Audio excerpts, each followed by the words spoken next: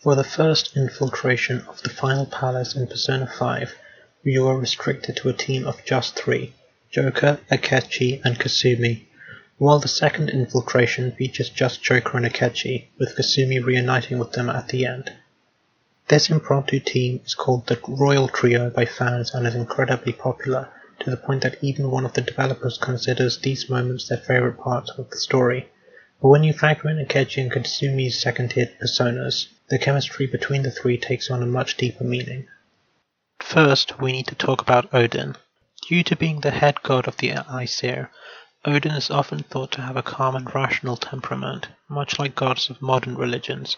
However, many of his myths involve him disguising himself to mingle among mortals or other supernatural beings to learn their secrets, along with doing the absurd things like hanging himself for 9 days or ripping out one of his own eyes in the search of knowledge. In other words, it's much more accurate to consider him a member of the trickster archetype. Now, while associating self-mutilation to him is a stretch, does the rest of that description sound familiar to you? Joker is explicitly called a trickster by the residents of the Velvet Room, and is a title completely unique to him.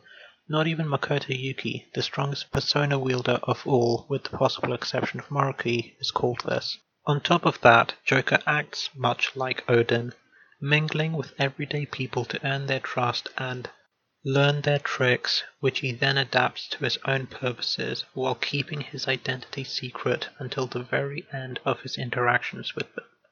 In fact, Persona 5 is the only Persona entry so far to have perks tied to each confidant/social link. Until this point, the only benefit you got from a social link was at the very end, when you unlocked access to a high-powered persona. I mentioned earlier that attributing self-mutilation to Joker was a stretch, but I didn't say it was impossible. After all, Joker is willingly arrested to uncover the truth behind the conspiracy against the Phantom Thieves, and even endures police brutality and an assassination attempt in the pursuit of that knowledge which in turn allows him and the other thieves to save Japan and later the world. Many of Odin's quests and sacrifices for knowledge were an equal part to satiate his own curiosity and to prepare his fellow gods and the world for Ragnarok. Joker's sacrifice also saved the lives of his friends, let's not forget. Akechi and Shido are very clear about arranging accidents for the others once the buzz around Joker's death dies down. With this connection established, we can return to Akechi and Sumire. Let's tackle Akechi first, as his connection is simpler to establish. As we all know, his true persona is Loki, the quintessential trickster archetype of Norse mythology. The interesting thing, however, is despite what Marvel would have you believe, Loki is Odin's brother. To be more exact, the two are blood brothers. Not related by blood despite the name, but by a vow to be allies, much like how Joker and Akechi are drawn to one another due to their similarities and rivalry, and later form an alliance to investigate and later defeat Maruki. As Joker, the Phantom Thieves and Akechi had a falling out, so too do Odin and Loki, as told in the poem Lokasenna, which is also the poem that establishes their relationship. In it, Loki mocks the entire Norse pantheon and confesses to facilitating the death of Balder, the god of light among other things, at which point Odin captures him and ties him to a rock with the entrails of his son and has a snake drip acid into his eyes. While this is a stretch, you could make the case that Akechi's murder of Wakaba and Akumura fit the role of Balder's death as something that drives a wedge between him and his cohorts. Of course, Akechi and Loki's stories diverge at that point, as Loki goes on to fight the Aesir in Ragnarok while Akechi dies trying to save the thieves, though his fate as a royal is left ambiguous. Finally, we come to Sumire. Her second-tier persona is the only other Norse deity among the Phantom Thieves, Vanadis. Vanadis is the true name of Freyja, the goddess of love and war. In fact, she actually shares the duty of taking in souls who died in war with Odin, escorting half to her realm of Folkvanger, while Odin takes the other to the better-known Valhalla. As such, it's argued that she is the same figure as Frigg, or at least that they are both split off from the same figure, since while their names have slightly different etymologies, they are both goddesses of weaving, love, and fertility. For those who don't know, Frigg is Odin's wife. Freyja also has a husband, but not only is his name incredibly similar to Odin, Oda, by the way, we don't know anything about him, only that Freyja wept tears of gold when he disappears and she goes looking for him.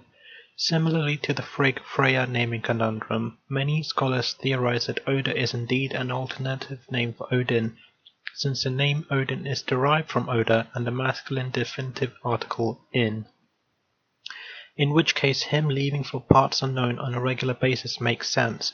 As mentioned before, he often traveled the realms incognito in search of knowledge. The other connection tying Freyja and Odin with Sumire and Joker is Sumire and Joker's own relationship. If you've made it this far, you know that Sumire has feelings for him, and that there are a number of moments that ship them, chief among them being their Showtime attack. So naturally it follows that the persona she awakens to after spending time with him is the wife of his mythological alter ego. Following this chain of thought, it's possible that Vanadis's color scheme resembling Arsene's is also an intentional choice, followed by her final persona, Ella, being the future self of her initial persona once she affirms her own convictions, while also being a bride. Thankfully, these connections stay true even if you don't reciprocate her feelings, as she and Joker maintain a strong friendship throughout their Confidant. There's also the fact that Sumire looks up to him from the moment they meet, so even without the romantic undertones, it is understandable that her psyche is influenced by her relationship with him. Now, I know Odin is the ultimate persona of the Emperor Arcana, not the Full Arcana, and I don't have an in-universe explanation for this. Only that Odin has always been of the Emperor Arcana in Persona entries from all the way back in the mythical Persona 1, and that Saturnine better fits the themes of Persona 5's core narrative, on top of sticking to the trend of the wild card always receiving a brand new and unique persona to act as their ultimate. Even with this disparity though, I feel Odin's ties to Joker are too prominent to be completely ignored, with the same holding true for both Akechi and Sumire. What do you think of my analysis? Please let me know in the comments and consider liking and sharing the video with anyone you think would enjoy this if you did too. Also, please consider subscribing for more theory videos such as this, and if you are able to, I would greatly appreciate support via my Patreon for rewards or Ko-fi for smaller donations too. Every little helps after all. But even if you can't, that's fully alright. I would love if you could support me in any of the other ways I mentioned instead. Thank you all for watching. I hope you liked what you saw. Take care of yourselves, and please have a great day.